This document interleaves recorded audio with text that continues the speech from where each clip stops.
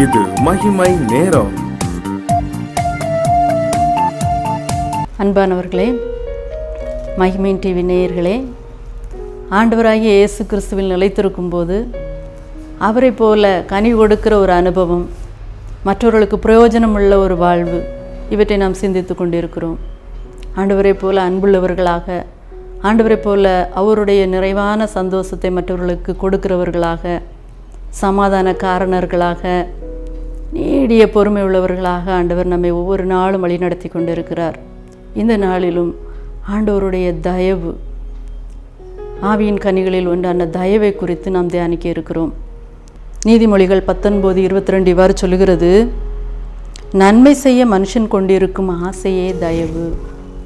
நாம் மற்றவர்களுக்கு நன்மை செய்யும்படியாக நாம் கொண்டிருக்கிற ஆசைதான் தயவு. திரளான ஐஸ்வர்யத்தை பார்க்கிலும் நற்கீர்த்தியே தெரிந்து கொள்ளப்படத்தக்கது, பொன் வெள்ளியை பார்க்கிலும் தயையே நலம் என நீதிமொழிகள் 22:1 பார்க்கிறோம். திரளான ஐஸ்வர்யத்தை பார்க்கிலும் பொன் வெள்ளியை பார்க்கிலும் தயையே நலம். ஆவியின் கனிகளில் பிரதானமானது தயவு. தயவுக்கு என்ன வரையறை வேதம் சொல்லுகிறது? தயவு என்பது அது பரிவு, மற்றவர்கள் மீது நாம் கொண்டிருக்கிற இரக்கம், ஒரு மென்மையான மற்றவர்களை மென்மையாக நடத்துவது, மற்றவர்களை கடினமாக நடத்தாமல் அவர்களை மீது பரிவு கொள்வது, இரக்கம் கொள்வது. ஆம், ஏழைக்கு இறங்குகிறவன் கர்த்தருக்கே கடன் கொடுக்கிறான் என்று வேதம் சொல்லுகிறது. அவன் கொடுத்ததை அவர் திரும்ப கொடுப்பாராம். நாம் உதவி நம்மால் இயன்ற மட்டும், அதாவது நமக்கு திரும்ப தர முடியாதவர்களுக்கு நாம் நம்மால் இயன்ற மட்டும் உதவி செய்வது தான் ஆண்டவர் இந்த இடத்துல குறிப்பிடுகிறார். சமுதாயத்தில், திருச்சபையில், குடும்பத்தில் நாம் தயையை எப்படி வெளிக்காட்டுகிறோம்? நீதியையும் தயையும் பின்பற்றுகிறவன் ஜீவனையும் நீதியையும் மகிமையும் கண்டடைவான் என்று வேதம் சொல்கிறது.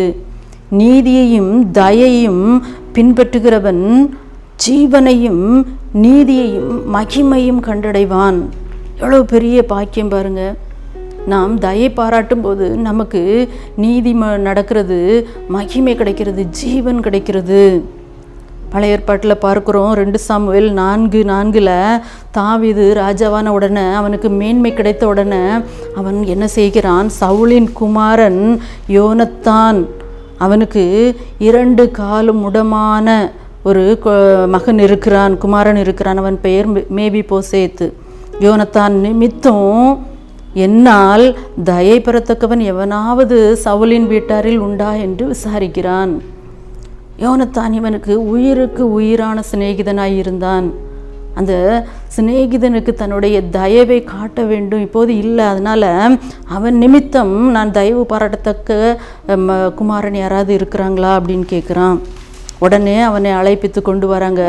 அவன் சவுலனுடைய நிலங்களை எல்லாம் அவனுக்கு கொடுத்தது மட்டுமல்லாமல் தன்னோடு தன்னுடைய பந்தியில் உட்காரும் அந்த ஒரு கிருபையையும் அந்த மேபிபோசேத்துக்கு இந்த தாவீது கொடுக்கிறான். தாவீது தான் தயை பாராட்டினதும் அல்லாமல் ஆண்டவரிடத்தில் தயையை கேட்கிறவராக இருக்கிறார்.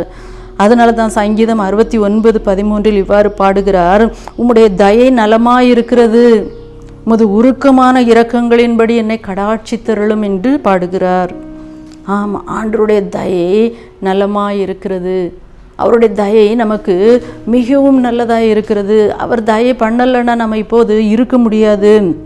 அதனால தான் ஆண்டவர் சொல்கிறாரு, உபாகம் 7:9 1000 தலைமுறைக்கு அவர் உடன்படிக்கையும் தயையையும் காக்கிற தேவன்.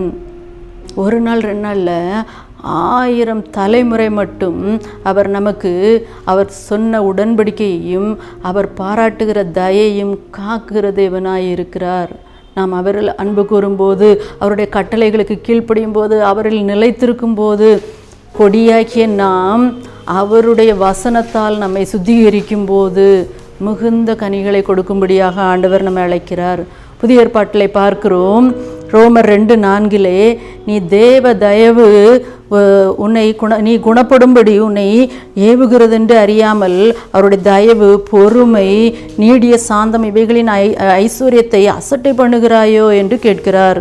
ரோமர் 2:4 தேவ தயவு தான் நாம் குணப்படும்படி நம்மை ஏவுகிறது.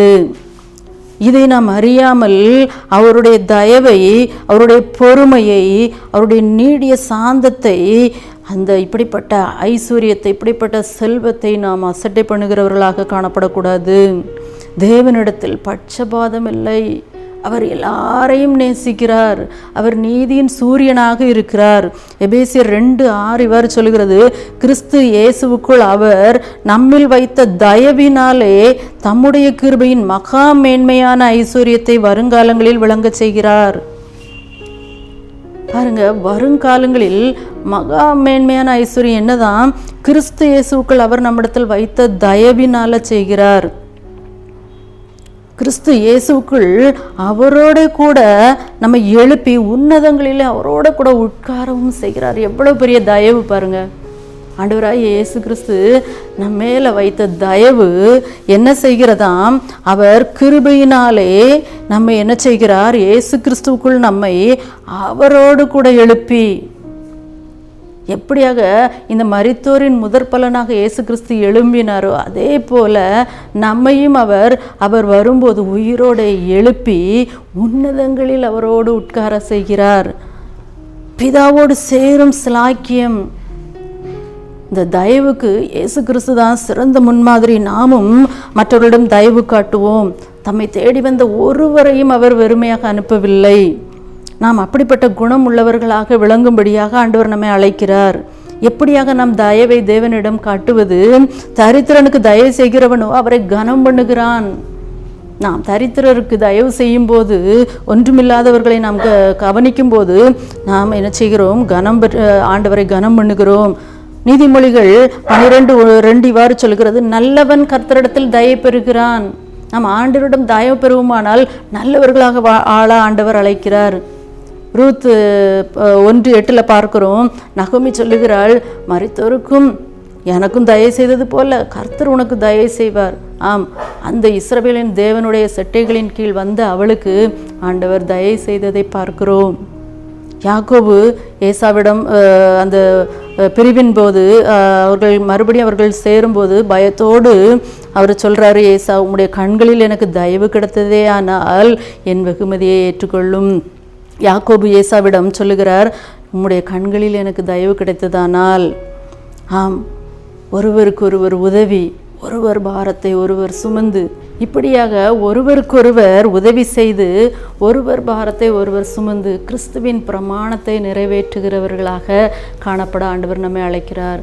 கிறிஸ்து இயேசுவில் இருந்த அந்த தயை என்கிற ஆவியின் கனி நம்மிடத்தில் வெளிப்படும்படியாக ஆண்டவர் நம்மை எதிர்பார்க்கிறார். அப்படியாக நாம் அந்த தயையை வெளிப்படுத்துவோமானால் ஆண்டவர் நம்மில் பிரியமுள்ளவராயிருக்கிறார். தரித்திரருக்கு தயை செய்கிறவனோ கர்த்தரை கனம் பண்ணுகிறான். நல்லவன் கர்த்தரிடத்தில் தயை பெறுகிறான். ஜெபம் செய்வோமா? தயை பெருத்த ஆண்டவரே, எங்கள் மீது உம்முடைய தயவை, இரக்கத்தை, உம்முடைய பரிவை, உம்முடைய மென்மையை கொடுத்த ஆண்டவரே, நாங்களும் ஆண்டவரை மற்றவர்கள் மீது பரிவு உள்ளவர்களாக, இரக்கமுள்ளவர்களாக, மற்றவர்களிடத்தில் மென்மையை வெளிப்படுத்துகிறவர்களாக காணப்பட உதவி செய்யுங்கப்பா. கடின பார்வை, கடின இருதயம், கடினமான வார்த்தைகள் எங்களிடத்திலிருந்து நாங்கள் அற்றுப்போக பண்ண ஆண்டவரை எடுத்து போட எங்களுக்கு பலன் தாங்கப்பா. ஆண்டவரே, உம்முடைய தயையை ஒவ்வொரு நாளிலும் எங்களை வெளிப்படட்டும் ராஜா. எங்களிலே ஆண்டவரை காணப்படட்டோப்பா.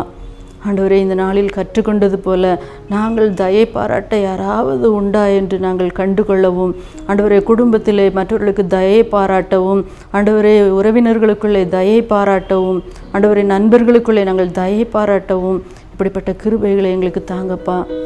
நீங்கள் கற்றுத்தந்த மாதிரியின்படி நாங்கள் ஒருவருக்கொருவர் ஆண்டவரை புத்தி சொல்லி, ஒருவர் பாரத்தை ஒருவர் சுமந்து, ஆண்டவரை, இப்படியாக உம்முடைய பிரமாணத்தை நிறைவேற்ற எங்களுக்கு பலன் கொடுங்க. நீடிய பொறுமை உள்ளவர்களாக மட்டுமல்ல, தயை உள்ளவர்களாகவும் நாங்கள் காணப்பட எங்களுக்கு கற்றுத்தந்திருக்கீங்க. உமக்கு நன்றி சொல்லுகிறோம். ஆவியின் கனிகள் எங்களிலே அதிகமாய் வெளிப்படட்டும். நாங்கள் மிகுந்த கனிகளை கொடுக்கும்போது பிதா மகிமைப்படுவார். நாங்களும் உமக்கு சீஷர்களாக இருப்போம் அப்பா. அப்படிப்பட்ட கிருபையை தாங்க, அப்படிப்பட்ட வரங்களை கொடுங்க. இயேசுவின் மூலம் ஜெபிக்கிறோம் நல்ல பிதாவே, ஆமென்.